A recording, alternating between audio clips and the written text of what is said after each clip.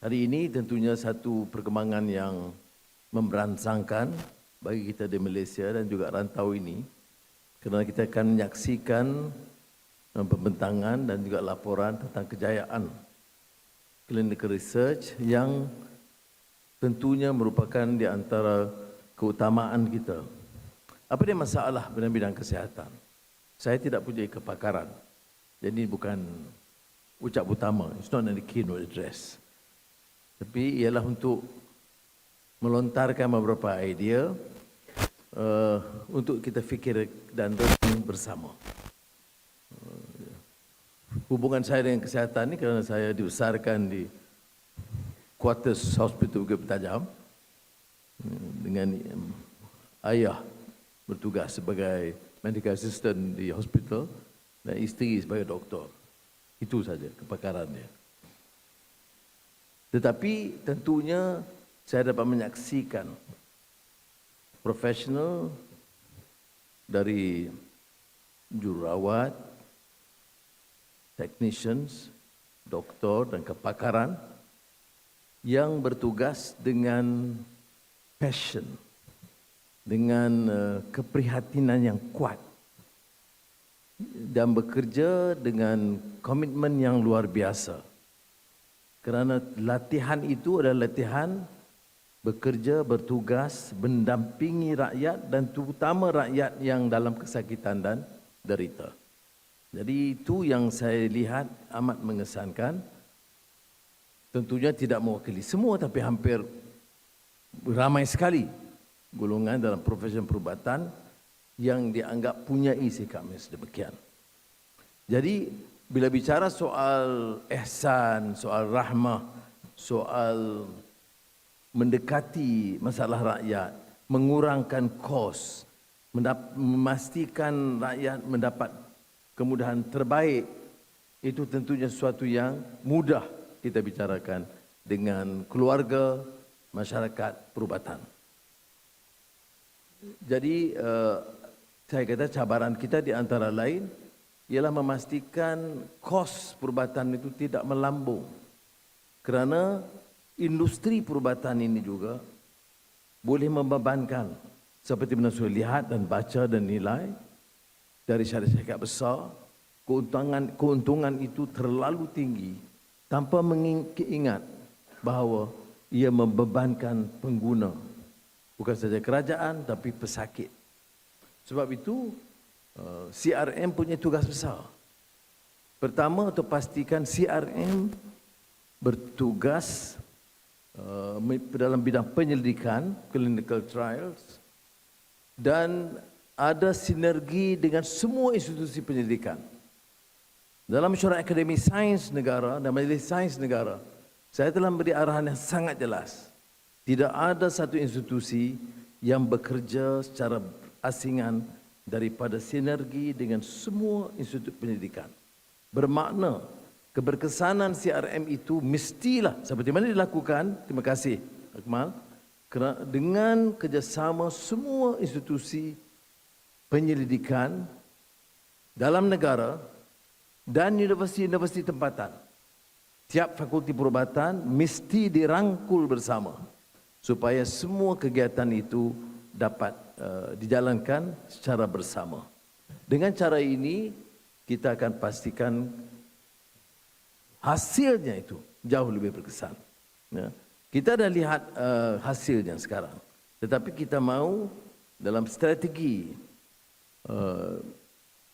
kerjasama ASEAN supaya kerjasama itu lebih dekat dan mantap. Bermakna pusat-pusat pendidikan utama dari Phnom Penh ke Vientiane ke Singapura, ke Jakarta, Bangkok dan Manila dan sekitarannya itu dapat bekerjasama untuk sama-sama berusaha menjayakan siasatan dan penyelidikan ini, mengurangkan kos, mendapat penemuan-penemuan baru dan jenis perubatan baru yang boleh diperkenalkan sesuai dengan iklim kita.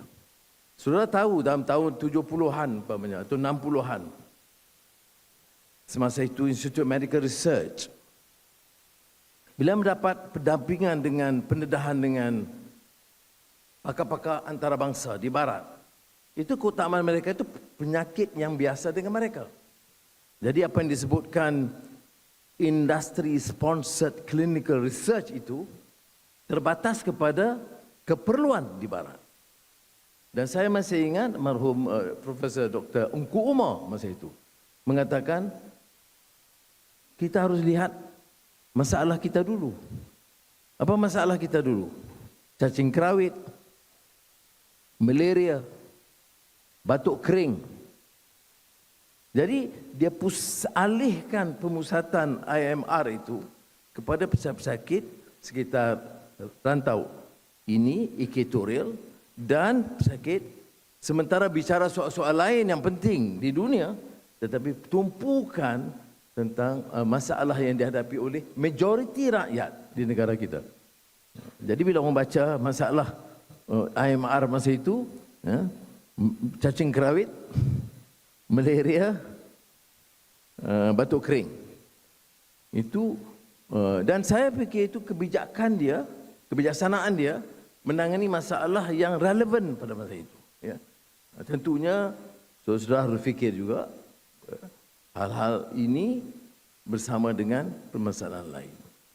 Dan saya ke Kementerian Kesihatan beberapa ketika lalu untuk menekankan keperluan reform anjakan dalam pemusatan kita supaya pertama penyelidikan,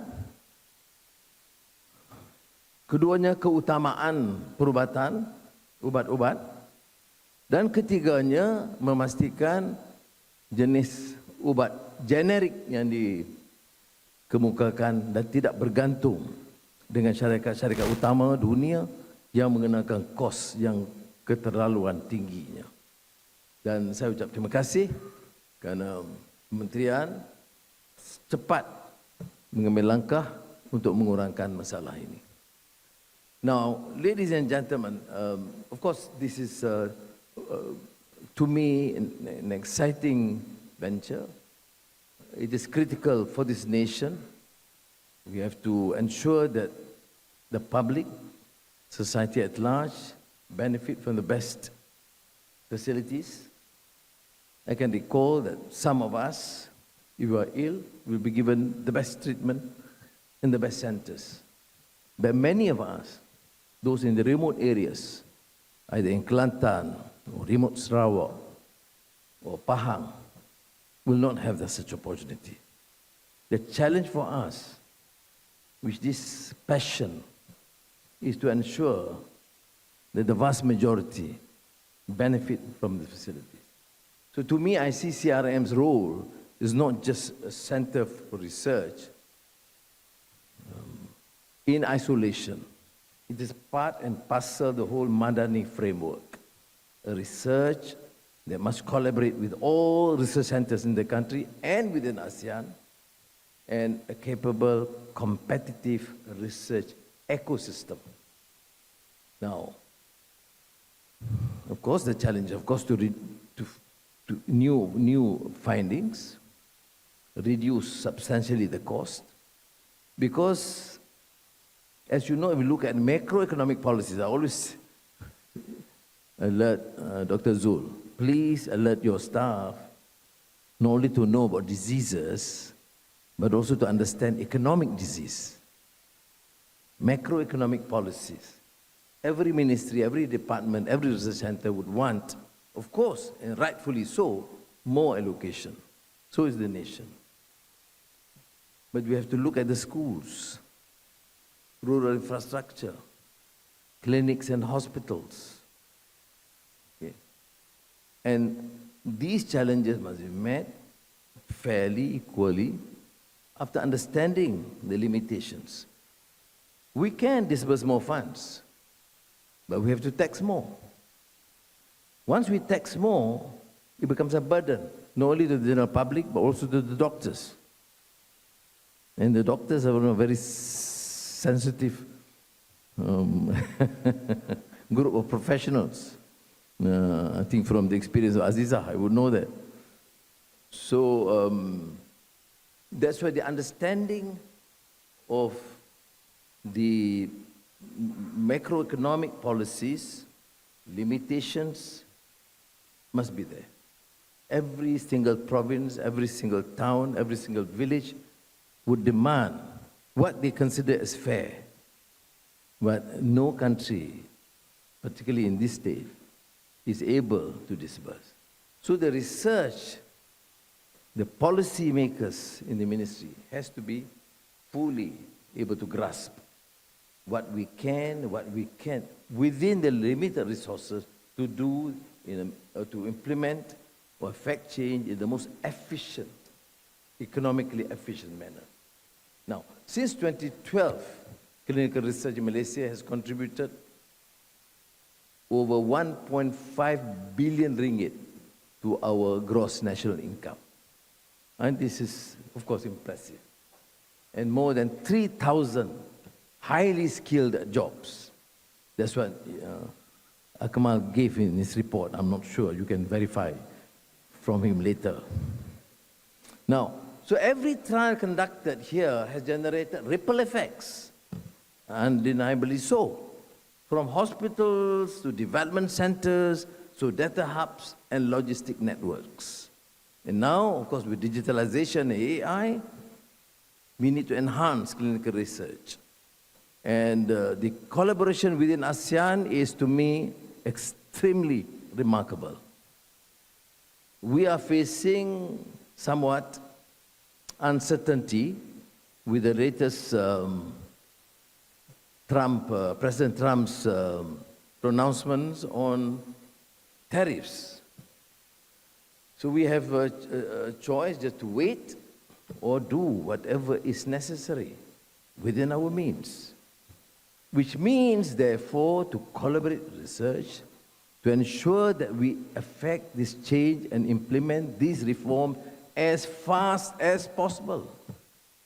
I gave an example yesterday or the day before when meeting the SRL personnel. There was a decision to clamp, basically by imposing high tariffs to solar panels from Malaysia. Then we checked if the solar panels are made in Malaysia but through Chinese investors. So what do? Do we wait? Okay, we negotiate.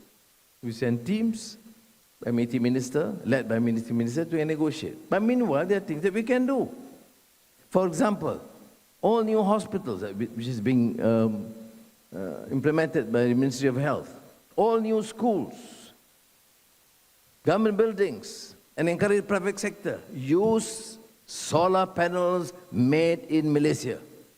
And don't just wait until we face or encounter this problem. Similarly, in the context of medical policies and programs, we need to do likewise. How do we then ensure that there is no waste? How do we ensure that we have the best medicine, cheapest possible, that can reach every single citizen in this country? Now, we allocate more funds, yes. As you know, since I presented the budget Madani, I've given priority to two sectors, education and health. Is it sufficient? No, it is not. But the increase is, to me, meaningful and formidable because within our limited resources, we have given these priorities. Then it's up to the Ministry of Health and the fraternity to be able to wisely plan and ensure that money is well spent. At times, we have to deal with this huge problem about inheriting the old structures and systems. You get the same contracts, not competitive, the same cartels, and I've been fighting hard to allow for very competitive through our own ingenuity to try and reduce this cost. So we are working with other countries who will be relatively more successful in terms of research and drugs, not only in the United States or Europe, Japan or China, but also new markets, India, Brazil, Turkey, for example, where we can collaborate. We are fortunate in Malaysia because we have now taken some measures to first strengthen intra-ASEAN collaboration and understanding, which to my mind is unprecedented. Not only is it one of the most peaceful regions in the world, economically most vibrant, but you have this fraternity, comradeship among leaders, which can ultimately decide on some very critical ventures, including the more sensitive issues. So please utilize these resources and continue with your trials, extending beyond Malaysia to ASEAN, to Asia, but try, reflect on this issue, how to emerge as a source of medical innovations. Of course, as I've said, I need to reiterate, it requires deeper collaboration and stronger regional networks to develop new solutions. Now, so I wish you well, Akmal and the team and the ministry, and thank you for the support, and thank you for being patient in listening to not so much, it's not a keynote address, it's an attempt to try and convince you of the need to support any initiative for reform, effect change at a speed that is unprecedented. I always say this in the last 2 years. We are in the post-normal times. Post-normal times means precisely what? It's chaotic. It is full of contradictions. And it requires human ingenuity to seize the opportunity in this sort of relative destruction that is taking place due to the remarkable progress in technological innovation, including AI and digitalization, climate change, civil wars, and chaos, which requires us to undertake measures with more courage and tenacity and conviction. Terima kasih. Wassalamualaikum warahmatullahi wabarakatuh.